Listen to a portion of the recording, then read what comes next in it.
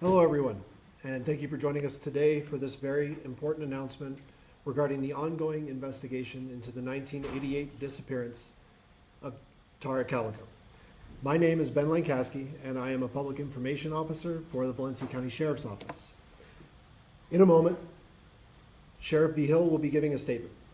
As she will also state, the details of the investigation concerning the matter we are here to talk about have been sealed by the district court. Questions will be limited to the historical investigation due to this court seal. I will make my best effort after the statement has been provided to answer as many of your questions as I can. Thank you all again for joining us today. Sheriff Beal. Good morning.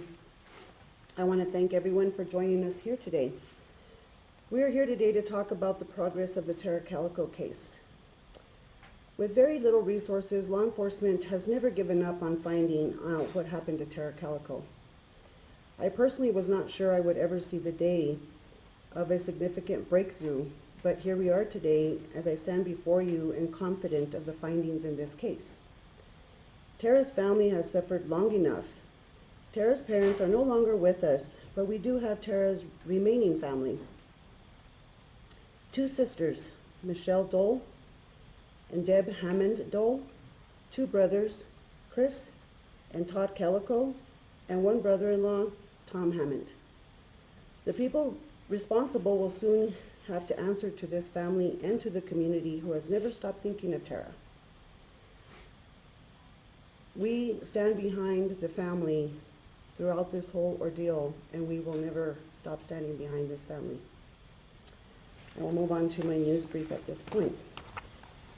Tara Calico was a 19-year-old avid cyclist who enjoyed regular rides along New Mexico Highway State Road 47 in Valencia County. In September 1988, Tara left to ride her regular bike route and told her family she would be home by lunch. After failing to return home that afternoon, her mother reported her missing. Neither Tara nor her bike were ever located. Tara was loved by her family and her friends, and her loss has left behind grieving family who will continue to search for answers.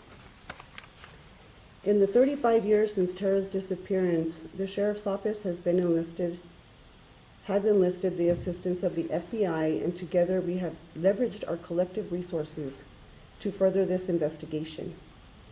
We know there have been numerous theories about what happened to Tara.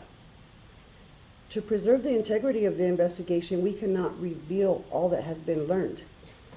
But rest assured, investigators have followed up on all theories, leads, and tips. When we can share case updates or information, we will do so directly to the community through the official channels. At this time, law enforcement believes there is sufficient evidence to submit this investigation to the District Attorney's Office for review of potential charges. Currently, the identities and specifics of the persons of interest are sealed by the court and will remain so until a court orders otherwise. Regardless, community members remain a vital resource, and we always will welcome additional information. I would like to take this opportunity to thank the ongoing efforts of the FBI, the Rocky Mountain Information Network, and the 13th Judicial District Attorney's Office, who has assigned their very best in this case in pursuit of justice. Most importantly, I would like to thank the members of the Calico and Dole family for their unwavering support and patience.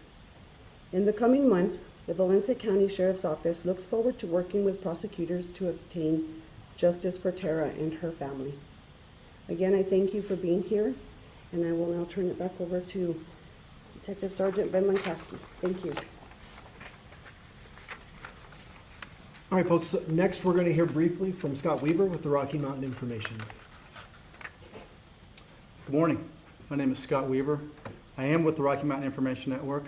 Prior to coming on with the Rocky Mountain Information Network, I'm a retired New Mexico State police officer, and I've known about the Tara Calico case for my entire adult life. Fortunately, the Rocky Mountain Information Network, we're a conglomerate with the RIS Network, which is the Regional Information Sharing Systems. We're a small grant. We're federally funded through the Bureau of Justice. And what our role is, specifically in the Rocky Mountain Information Network, is that we bring resources to the table to just about every law enforcement agency in the country. We do focus our primary efforts to the smaller agencies with less resources.